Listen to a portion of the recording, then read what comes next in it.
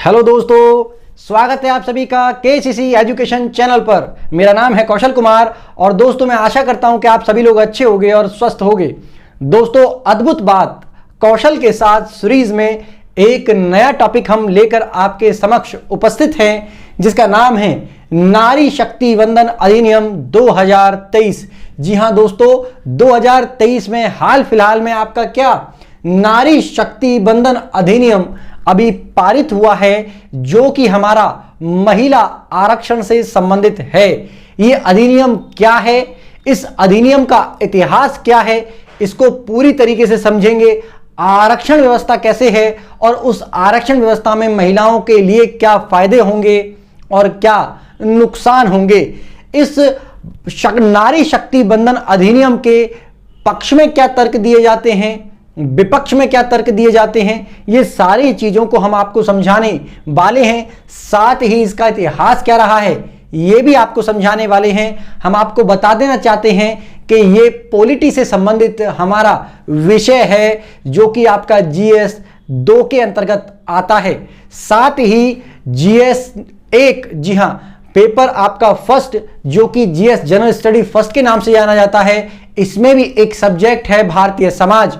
तो वहां पर भी एक टॉपिक है हमारा महिला सशक्तिकरण को लेकर, महिलाओं से संबंधित, तो ये वहां से भी संबंधित है। तो इसका मतलब जीएस फर्स्ट और जीएस सेकंड में भी इससे सवाल पूछे जाने के चांसेस होंगे। तो चलिए बात कर लेते हैं कि सबसे पहले ये जो नारी शक्ति वंदन अधिनियम जो आया है, आखिर वो है क्या। तो ये पूरी तरीके से महिलाओं का राजनीति में आरक्षण, जी हां, ये आपको पता होना चाहिए कि हमारी महिलाओं की राजनीति में भागीदारी को सुनिश्चित करने के लिए इस अधिनियम को लेकर आए हैं, क्योंकि महिलाओं की राजनीति में भागीदारी बहुत ही कम है। उनकी हिस्सेदारी को बढ़ाने के लिए हमारा इस अधिनियम को लेके आया गया है। इस अधिनियम को 128वें संविधान संशोधन के द्वारा पारित किया गया है और यह अधिनियम हमारा 15 वर्षों तक लागू होगा। पॉइंट टू बी नोटेड, ये जो हमारा आरक्षण का अधिनियम है महिलाओं के लिए 15 वर्षों तक ये लागू होने वाला है। अगर संसद आगे चलकर चाहे या केंद्र सरकार चाहे तो इस अधिनियम को वापस से अधिनियम लाकर या फिर आपका विधेयक लाके क्या कर सकते हैं, विस्तारित कर सकते हैं कुछ समय के लिए, और या इसको परमानेंट भी किया जा सकता है। तो भविष्य की चर्चा रहेगी। फिलहाल के लिए हमारा 15 वर्षों के लिए है। ध्यान रखिएगा, इसमें 33% महिलाओं के लिए सीटों के रिजर्वेशन की बात की गई है। कितना परसेंट? 33% महिलाओं के आरक्षण की बात की गई है। आप इसे 1/3 सीटें भी कह सकते हैं। साथ ही आप ये कह सकते हैं कि लोकसभा में 500 सीटें हैं। प्रमुख रूप से महिलाओं के लिए यह अधिनियम लोकसभा में सीट के आरक्षण के लिए आया है, लेकिन यह कहां कहां लागू होगा, कहां कहां लागू नहीं होगा, हम इस पे भी चर्चा करने वाले हैं। तो आप वीडियो के अंत तक बने रहें।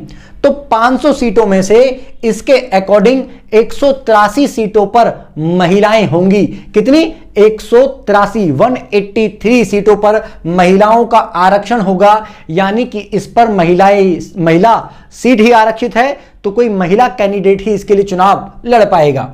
आगे बात करते हैं, यह नियम के केंद्रीय, ध्यान रखिएगा, यह नियम केंद्रीय संसद के लोकसभा सदन, ध्यान रखिएगा, ये जो नियम है वह केंद्रीय संसद, यानी कि जो हमारी संसद है, और उसमें भी संसद में लोकसभा, और राज्यों के अंदर क्या, विधानसभा, ध्यान रखिएगा, राज्यों में विधानसभा, और दिल्ली की भी विधानसभा पर लागू होता है।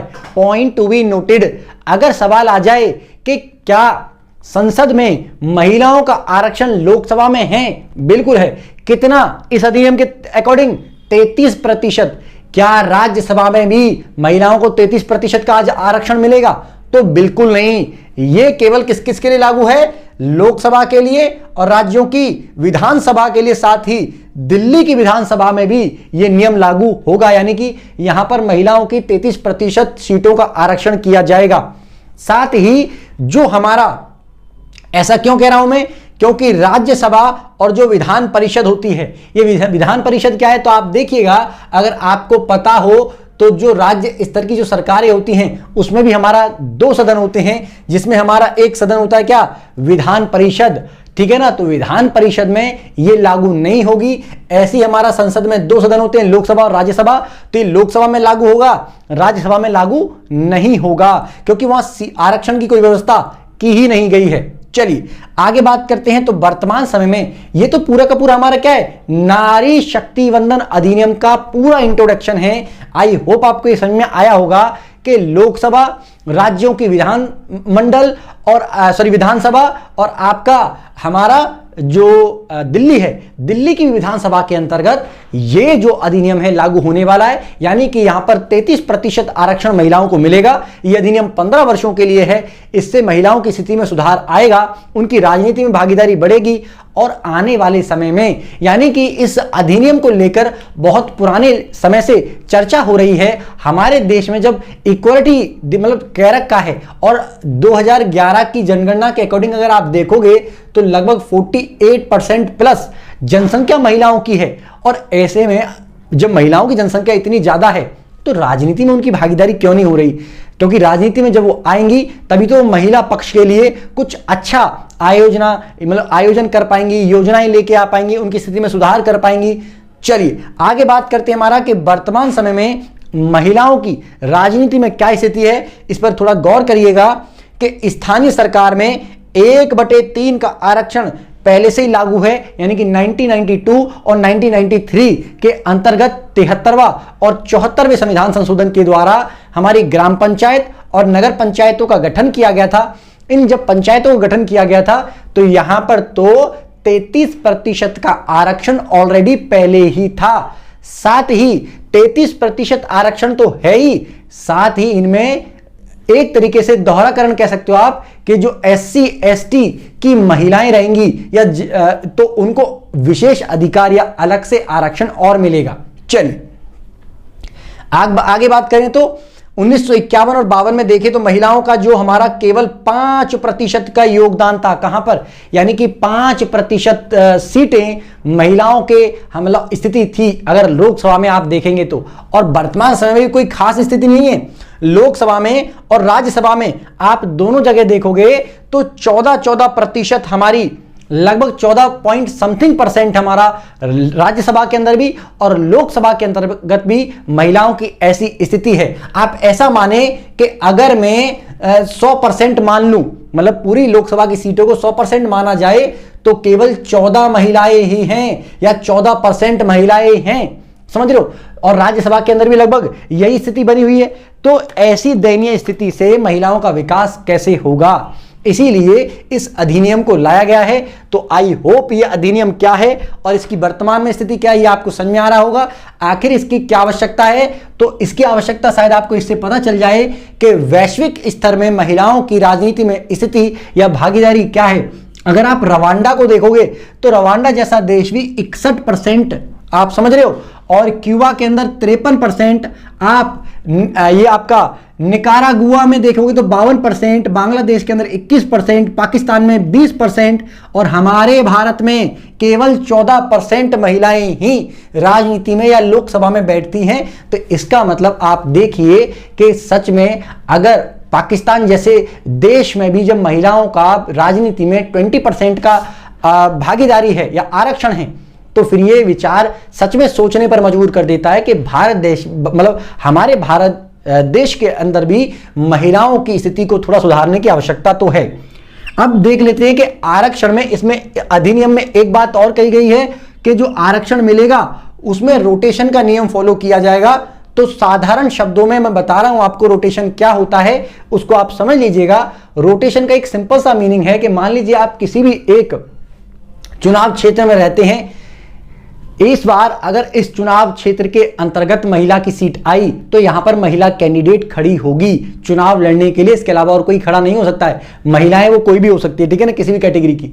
दूसरी अगर हम बात करें, मान लीजिए कि नेक्स्ट ईयर फिर आपके क्षेत्र की बजाय दूसरे क्षेत्र में हमारा क्या होगा, महिला कैंडिडेट की सीट आएगी, यहां पर किसी और की सीट आएगी। तो इसी को कहते हैं रोटेशन प्रक्रिया। चलिए आगे बात करें तो रोटेशन प्रक्रिया क्या है। यदि इस साल चुनाव क्षेत्र ए में महिला की सीट आई है तो अगले साल चुनाव क्षेत्र बी में सीट होगी, ना कि ए में होगी। और यह प्रक्रिया लगातार चलती रहेगी। इसी को कहा गया है हमारा आरक्षण में रोटेशन प्रक्रिया या रोटेशन का नियम फॉलो किया जाएगा। आप आरक्षण देख सकते हैं कि आरक्षण कैसे है, तो आपको पता है एससी एसटी और आपका जनरल के लिए हमारा आरक्षण है, जबकि ओबीसी के लिए हमारा आरक्षण नहीं है। इसमें भी आप ऐसे मानिए कि महिलाओं को कैसे आरक्षण है, हम ये कह सकते हैं कि मान लीजिए कि 100% एससी की संख्या है और 100% ही हमारा इनकी संख्या है एसटी वालों की और 100% ही हमारा जनरल वालों की, तो 33% सीटें यहां से जाएंगी एससी वालों से, 33% यहां से और 33% यहां से। इस तरीके से हमारा लोकसभा के अंतर्गत महिलाओं के लिए 33% सीटों का आरक्षण की व्यवस्था की गई है। आई होप आपको क्लियर हुआ होगा। चलिए कुछ इतिहास के पॉइंट पर भी नजर मार लें कि आखिर इसका इतिहास क्या रहा है। अगर पहली बात आरक्षण के बारे में आप देखोगे तो पहली बार 1931 के अंदर जब हमारा एक तरीके से आंदोलन चल रहा था, तो जब कांग्रेस का भी गठन हो चुका था, तो उस समय पर ब्रिटेन के जो प्रधानमंत्री थे उनको सरोजिनी नायडू और एक अन्य महिला ने भी पत्र लिखा था, जहां पर यह दिखाई देता है पहली बार कि हां महिलाओं ने आरक्षण की मांग करी थी। इसके बाद संविधान सभा में भी महिला आरक्षण के लिए मांग की गई, लेकिन संविधान सभा के अंतर्गत उस समय पे जब समानता का अधिकार दिया जा रहा था तो इस बात को उन्होंने नकार दिया, या उन्होंने कहा कि जब महिलाओं की सामाजिक आर्थिक स्थिति अगर हम सुधार देंगे तो उसकी अलग से व्यवस्था करने की कोई इतनी जरूरत आपको नहीं पड़ेगी और वैसे ही महिलाओं का उत्थान हो जाएगा। कुछ महिलाएं भी इसके पक्ष में थी, वो बिल्कुल नहीं चाहती थी कि हमको आरक्षण दिया जाए, बस वो ये चाहती थी कि हमको समानता का अधिकार मिल जाए, जितने अधिकार पुरुष के हैं उतने अधिकार हमारे हों, तो हम भी अपना एक तरीके से समाज में अच्छी स्थिति पर आ जाएंगे।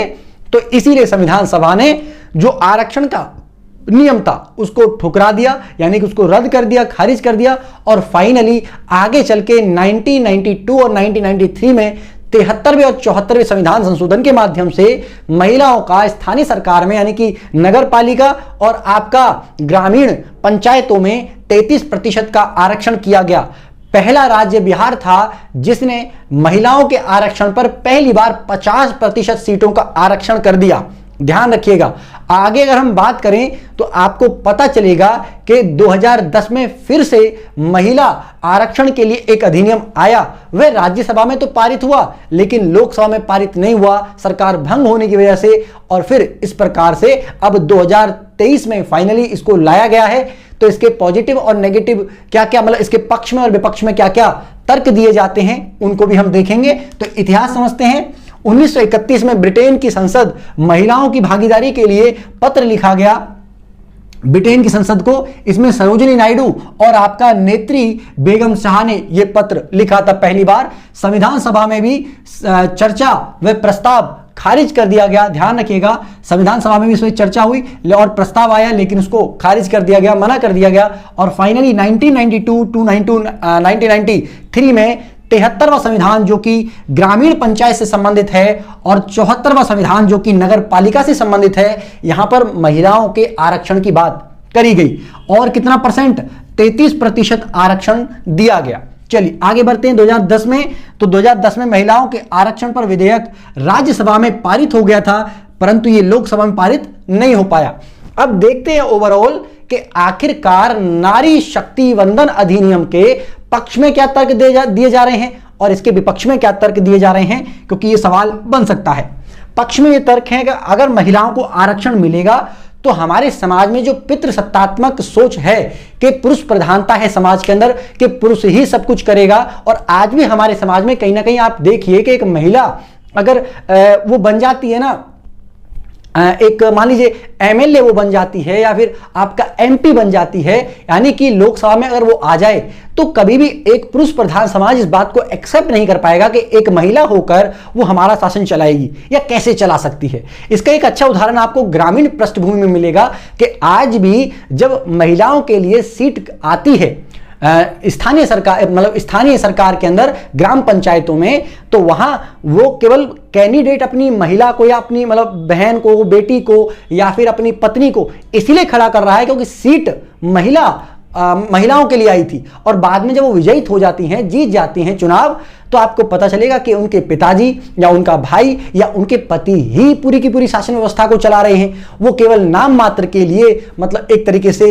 वहां सरपंच वगैरह का चुनाव जीती हैं या प्रधान का चुनाव जीती हैं। तो ऐसे में आप स्थिति देख सकते हैं कि गंभीर है। हमारे समाज की जो ये मेल डोमिनल वाली जो थिंकिंग है ना, इसको चेंज करना पड़ेगा। तो ये पक्ष में कहा गया है कि अगर ये अधिनियम आता है तो पितृसत्तात्मक जो दृष्टिकोण है उसका खंडन होगा। दूसरी बात ये कि समानता आएगी, पुरुष और महिलाओं को समान दर्जा होना ही चाहिए। और अगर एक तरफ हम देखें तो सशक्तिकरण, महिला सशक्तिकरण बढ़ेगा और महिलाओं की मजबूती समाज में लगातार बढ़ेगी। आगे अगर हम बात करें तो स्थानीय शासन में महिलाओं की स्थिति में सुधार देखा जा सकता है। महिलाओं ने कई सारे ऐसे काम किए हैं, उनकी स्थिति में तो सुधार हुआ। जो सरपंच बनी, जिस पद के लिए वो लड़ी, लेकिन साथ में अन्य महिलाओं के लिए, गांव की महिलाओं के लिए भी उन्होंने बहुत अद्भुत कर दिया है। तो पॉजिटिव थिंग जब एक स्थानीय लेवल पे आ सकती है, तो लोकसभा जैसे अगर हम लेके आए तो केंद्रीय लेवल पर भी हम महिला समाज के अंदर परिवर्तन ला सकते हैं और नीति निर्माण में विकास होगा। क्योंकि महिलाएं जब नीतियां बनाएंगी तो वो कहीं ना कहीं महिलाओं को भी ध्यान में रखते हुए नीतियों का निर्माण किया जाएगा। और अगर ऐसा होगा तो हमारे समाज में जो कहते हैं कि जो महिला पुरुष एक ही गाड़ी के दो पहिए हैं, फिर वो बैलेंस होकर गाड़ी चल पाएगी और महिलाओं का भी उत्थान होगा। तो ये पक्ष में तर्क दिए जाते हैं, जबकि इस अधिनियम के विपक्ष में तर्क दिए जाते हैं कि केवल ये कुछ समय के लिए लाया गया अधिनियम है, ये परमानेंटली नहीं है, केवल 15 सालों के लिए। दूसरा एक विपक्ष में तर्क दिया जा रहा है कि ये SC ST और आपका जनरल के लिए तो है, मतलब उनकी महिलाओं के लिए, लेकिन OBC की महिलाओं के लिए इसमें आरक्षण की व्यवस्था नहीं की गई है। आगे अगर हम बात करें तो योग्यता पर प्रश्न चिन्ह खड़ा होता है। मतलब कुछ लोग ऐसा भी मानते हैं कि अगर हम महिलाओं को आरक्षण दें तो कहीं ना कहीं हमको ऐसा महसूस होता है कि वो कमजोर हैं और समाज में शायद वो वास्तविक रूप से जहां उनको उत्थान करना चाहिए था वो उत्थान नहीं कर पाएंगी और वो आरक्षण पर डिपेंडेंट हो जाएंगी। ऐसा मतलब कुछ लोगों का तर्क है। आगे अगर हम बात करें तो कुछ लोगों का इसलिए भी मतलब विपक्ष में तर्क दिया जा रहा है कि ये व्यावहारिक, मतलब इसको व्यावहारिक परिवर्तन होना चाहिए, ना कि सैद्धांतिक। यानी कि सैद्धांतिक तौर पर तो यह अधिनियम आ गया है और व्यावहारिक तौर पर कितना परिवर्तन होगा वो मतलब डिपेंड करता है। क्योंकि महिलाओं की स्थिति सुधारने के लिए केवल राजनीतिक भागीदारी बढ़ाना, मतलब राजनीतिक भागीदारी बढ़ाने से ही कुछ नहीं होगा। महिलाओं की ग्राउंड जो रियलिटी है उसको समझना होगा, उनके स्वास्थ्य, उनकी शिक्षा और समाज में जो मानसिक दृष्टिकोण है उसको परिवर्तन करना आवश्यक है महिलाओं के प्रति। अगर वही परिवर्तित नहीं होगा तो आप कितने भी अधिनियम लेके आ जाइए, महिलाओं की स्थिति में इतना ज्यादा सुधार नहीं हो पाएगा। तो ये था हमारा नारी शक्ति वंदन अधिनियम। आपको अगर ये अधिनियम समझ में आया है तो प्लीज कमेंट बॉक्स के अंतर्गत एक कमेंट जरूर आपका बनता है। चलिए मिलते हैं आपको नेक्स्ट वीडियो में, तब तक के लिए थैंक यू। जय हिंद, जय भारत।